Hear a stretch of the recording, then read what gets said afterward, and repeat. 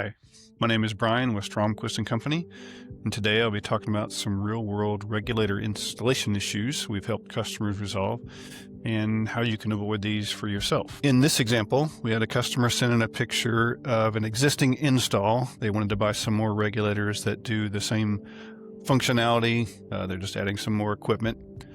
So we were able to quote them the same thing again, which wasn't a problem, but we did notice that the previous person that did the installation installed these Pietro-Fiorentini governor regulators with vent limiters, but they installed them on a vertical pipe. We get this question every now and then about, can I install my regulator in the vertical position?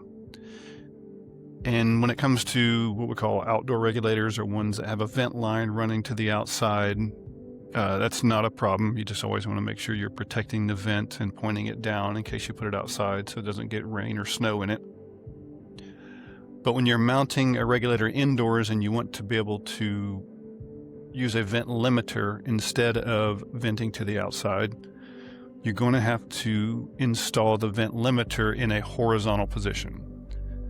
So we can keep the regulator in the vertical pipe, but we're going to have to install an adapter. In this case, it's a dual regulator, so there's going to be one here and then one here behind this tag. So we have what's called vent adapters or 90-degree elbows. People use different terms. Those are going to be available for Pietro-Fiorentini governors, the PF 400 series that they do as well, and so the NMT regulators that we sell. You won't be able to use a vent adapter or a vent elbow on Maxitrol because Maxitrol does not offer that. So the part that you'll need on this PF regulator will be, like we said, the 90-degree vent adapter, and they come in different sizes based on which size regulator you have because the vent sizes are slightly different. You'll remove the existing vent limiter, the brass vent limiter. You'll install this vent adapter in its place, and then you'll install the vent limiter back into this adapter, and you can see it changes its position so that now, even though the regulator will be vertical, the vent limiter will be horizontal. NMT has the same concept. It just looks a little bit different. Theirs is a brass one that you use with the vent limiter, but the functionality is the same. And like I said, Maxitrol does not offer this. So if you do have a Maxitrol indoors and you don't want to have to vent it to the outside, the regulator will have to be mounted in the horizontal position.